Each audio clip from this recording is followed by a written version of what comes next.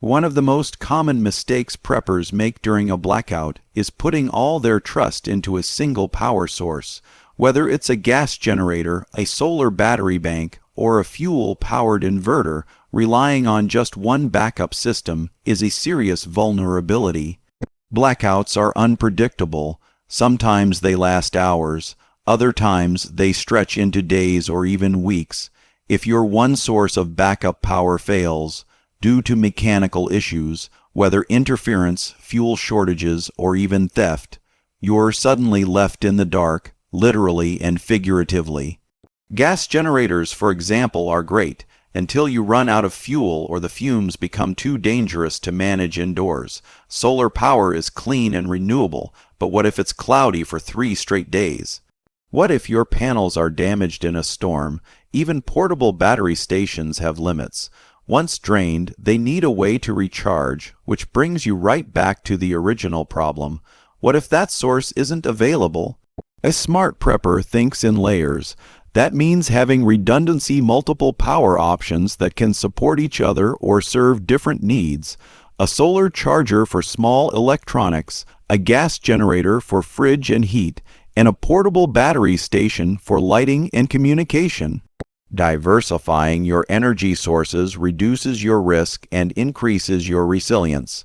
It also means testing your systems together. Don't assume your devices and backups are plug-and-play.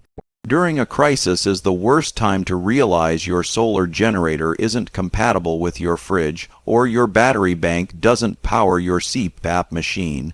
Blackouts demand flexibility, and flexibility comes from options.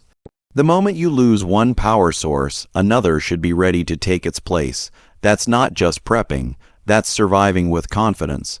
When the power goes out, most people scramble to power everything at once: refrigerators, lights, fans, heaters, phone chargers, even entertainment devices. But this is where many preppers fail. They don't manage their energy load wisely. Generators and backup power systems have limits. If you overload them, they'll shut down, or worse, burn out, and in a blackout, when replacement parts and repairs aren't an option, that failure can be devastating. Load management means prioritizing what truly matters. Essentials first. Refrigeration for food and medicine, lighting in critical areas, communication devices, and heat or cooling depending on the season. Do you really need to power every room, run the coffee maker, or keep the Wi-Fi router on 24/7? Probably not. Power is precious during an outage, and every unnecessary watt brings you closer to running dry. Another issue is phantom power, devices that draw energy even when turned off. TVs, microwaves, smart plugs, and chargers all consume low levels of electricity that add up quickly. Use power strips with kill switches to fully shut down non-essential items. You'd be surprised how much longer your battery banks and generator fuel can last with tighter control. Also, understand your system's capacity. Know exactly how many watts your generator or inverter can handle and label appliances with their wattage. That way, you're not guessing during an emergency. Create a usage schedule. Maybe the fridge runs for 15 minutes every hour, lights only after sunset, and devices charge one at a time. It's not just about surviving. It's about stretching your resources smartly. Failing to manage your load turns a 48-hour prep plan into a 12-hour scramble. But with thoughtful use, you can make your power last and keep your essentials running far longer than most. That's what separates short-term relief from long-term survival. Fuel is the beating heart of many emergency power systems, yet it's often the most neglected. One of the biggest mistakes preppers make is underestimating fuel shelf life and improper storage. Gasoline, for instance, begins to degrade within 30 to 90 days if not treated with stabilizers. After that, it can gum up engines, clog filters, and render your generator useless, right when you need it most. Diesel lasts a bit longer, but it too is vulnerable to contamination from water and microbes if stored improperly. It's not just about having fuel, it's about keeping it viable. That means rotating your fuel supply regularly, marking dates on storage containers, and using additives that extend its life. Stockpiling without a plan leads to expired fuel that's dangerous to use and difficult to dispose of. Storage is equally critical. Fuel should be kept in approved containers, away from heat sources, in a well-ventilated area. Many people make the mistake of storing large amounts of fuel inside garages or basements, increasing the risk of fire or toxic fumes. And don't forget that in a prolonged blackout, gas stations may be offline or depleted. If you don't already have what you need at home, you might not get another chance. Preppers should also diversify their fuel sources. Relying only on gasoline isn't ideal. Consider propane, which stores longer and burns cleaner. Propane tanks are versatile and safer to store in bulk. Solar-charged battery stations also eliminate the need for fuel entirely and can be part of a layered backup system. Ultimately, the goal is energy independence, not just fuel dependence. If your fuel goes bad or runs out, what's your next move? Planning for redundancy and proper fuel maintenance is what keeps your lights on while others are left in the dark.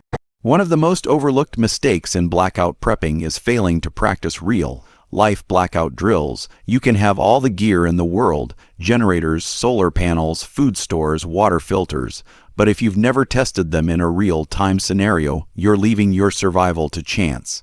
Most people assume they'll just figure it out when the time comes, but in high-stress situations like a blackout, that assumption can backfire. When the lights go out, confusion sets in fast. Where's the flashlight? How do you hook up the generator? Which appliances do you unplug first? How do you cook when there's no microwave or electric stove?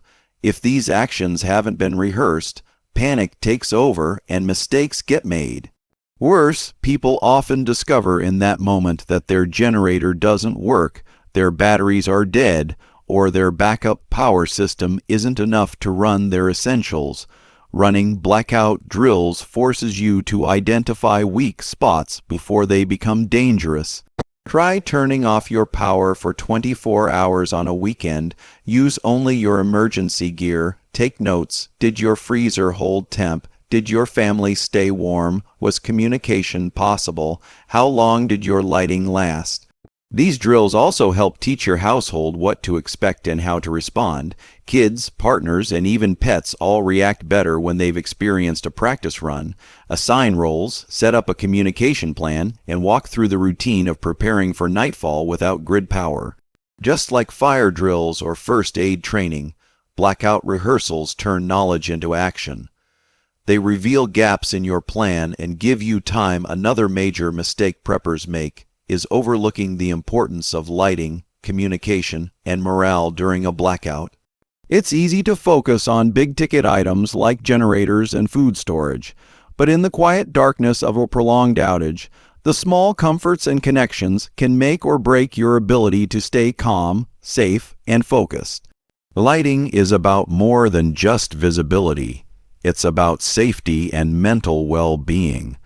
Darkness invites accidents, falls, injuries, even fires from candles or improvised light sources.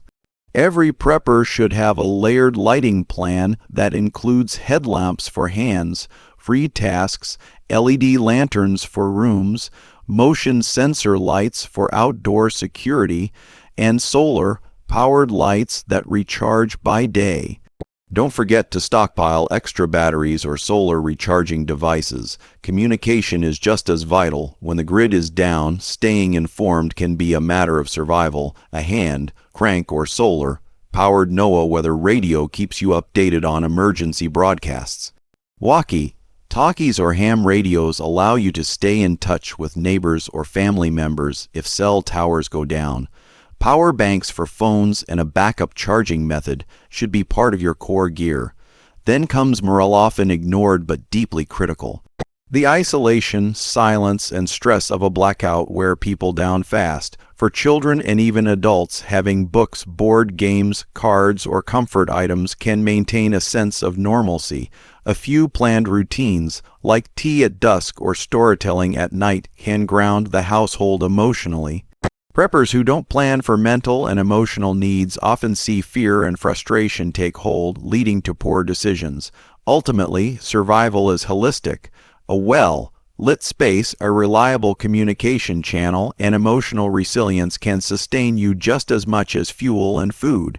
It's not just about powering your home, it's about empowering your people to fix them. While the stakes are still low, the time to learn is now, not when the storm hits. Because in a real blackout, readiness isn't about what you have asterisk. It's about what you know how to use. Many preppers make the critical error of forgetting their neighbors and community during a blackout. The instinct to go fully independent is strong. After all, prepping is often about self-reliance, but complete isolation can be a weakness rather than a strength. In any extended blackout, cooperation may become more valuable than any single stockpile you own. Think about it. No matter how well you prepare, there will always be gaps. You might run out of fuel, need a tool you don't have, or face a situation that requires extra hands. In these moments, a trusted neighbor becomes a force multiplier. Whether it's bartering for supplies, combining resources to power a freezer, or simply checking in on the elderly and vulnerable, strong community ties can mean the difference between hardship and resilience. Unfortunately, many preppers keep their plans secret, fearing theft or judgment. While operational security is wise, it doesn't mean you have to be an island. Building low-key relationships now with a few like-minded people you trust creates a network that can step up during a crisis. Practice group drills, share basic knowledge, and create neighborhood watch plans. Even just exchanging contact info and agreeing on blackout roles builds strength. Additionally, helping others during a blackout isn't just a nice gesture, it's strategic. A neighborhood where people are calm, organized, and informed is far safer than one full of panic and desperation. When your community is strong, crime drops, resource sharing increases, and mental health improves. The biggest mistake isn't being unprepared, it's believing you can do it all alone. No one survives in a vacuum. Nature, disasters, and blackouts all remind us of one truth: we are stronger together. So prep your gear, but also prep your relationships. Because when the grid goes down, your best backup might be living right next door.